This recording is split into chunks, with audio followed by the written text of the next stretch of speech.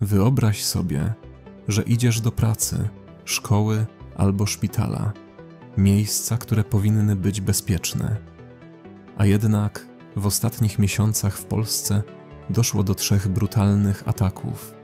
Na Uniwersytecie Warszawskim, w krakowskim szpitalu i biurowcu. Co łączy te tragedie? Czy możemy się przed nimi uchronić? Zostań ze mną do końca, bo ta historia to nie tylko opowieść o przestępstwie, ale też o nas wszystkich. W maju 2025 student prawa na Uniwersytecie Warszawskim zaatakował siekierą portierkę i ochroniarza. Tydzień wcześniej w krakowskim szpitalu pacjent zabił lekarza podczas wizyty. W zeszłym roku w krakowskim biurowcu pracownik ranił siekierą współpracownika. 3 różne miejsca, 3 różne motywy, ale jedno pytanie. Dlaczego do tego doszło właśnie tam, gdzie czujemy się najbezpieczniej? Na Uniwersytecie Warszawskim młody student, bez historii przemocy, nagle atakuje z niespotykaną brutalnością. W krakowskim szpitalu pacjent, który miał pretensje do lekarza, decyduje się na zbrodnię podczas zwykłej wizyty innego pacjenta. W biurze pracownik, który jak się później okazało, miał narastające konflikty w pracy, wybucha w najmniej oczekiwanym momencie. Czy żyjemy w czasach, gdy stres i frustracja przekraczają granice? Eksperci mówią o narastającym kryzysie zdrowia psychicznego. W każdej z tych spraw sprawca był częścią społeczności, studentem, pacjentem, pracownikiem. Czy system wsparcia psychologicznego w szkołach, na uczelniach, w pracy jest tylko na papierze? W Polsce na jednego psychologa przypada nawet kilka tysięcy uczniów czy studentów. W biurach i szpitalach pomoc psychologiczna często ogranicza się do numeru telefonu na tablicy ogłoszeń. Czy w ogóle umiemy rozmawiać o problemach, zanim wybuchną?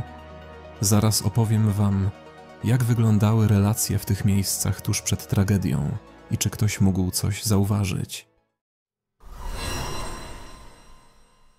Czy ktoś mógł zauważyć, że coś jest nie tak? W szpitalu w Krakowie pacjent zgłaszał pretensje, ale nikt nie spodziewał się tragedii.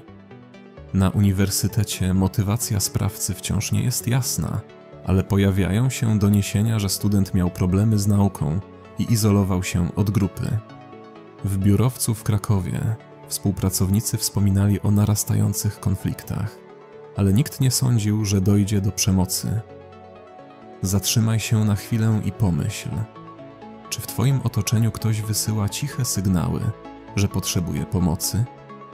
Psychologowie podkreślają, często pierwsze sygnały to nie otwarte groźby, ale wycofanie, narastająca frustracja, zmiana zachowania. Czy kiedykolwiek zignorowałeś czyjeś dziwne zachowanie, bo to nie moja sprawa? Czy ochrona, monitoring i procedury naprawdę nas chronią? Po ataku na uniwersytecie rząd zapowiedział nowe przepisy dotyczące bezpieczeństwa na uczelniach. W szpitalach coraz częściej pojawia się ochrona, ale czy to wystarczy? W biurach procedury bezpieczeństwa często ograniczają się do instrukcji na papierze. Czy da się przewidzieć każdą tragedię? A może najważniejsza jest nasza czujność i gotowość do reagowania na nietypowe zachowania, zanim stanie się coś złego? Za chwilę opowiem Wam, co eksperci mówią o skutecznych sposobach zapobiegania takim tragediom. Media nagłaśniają takie sprawy, czasem budując atmosferę strachu. Ale czy to pomaga, czy tylko pogłębia lęk? Po każdym takim ataku pojawiają się dyskusje.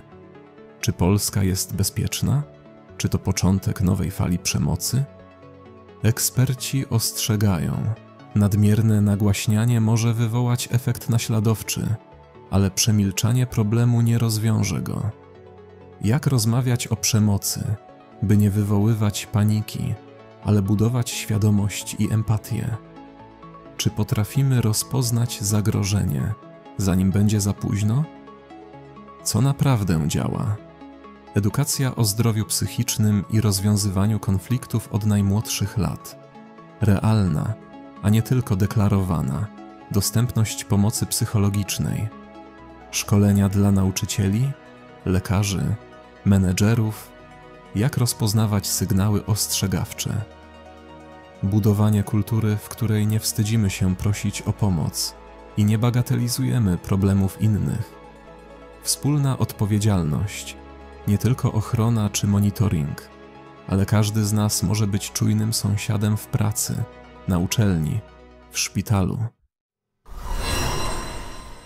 3 tragedie, które wydarzyły się w miejscach, gdzie nikt się ich nie spodziewał. To nie tylko historie o przestępstwie, to pytanie o naszą czujność, solidarność i odwagę, by reagować. Jak myślicie, co możemy zrobić, by takie sytuacje się nie powtarzały? Podzielcie się swoimi przemyśleniami w komentarzach. Każda opinia się liczy. Jeśli chcecie więcej takich analiz, subskrybujcie kanał i pamiętajcie, czasem jedno słowo lub gest może uratować komuś życie. Dziękuję za oglądanie i do zobaczenia w kolejnym filmie.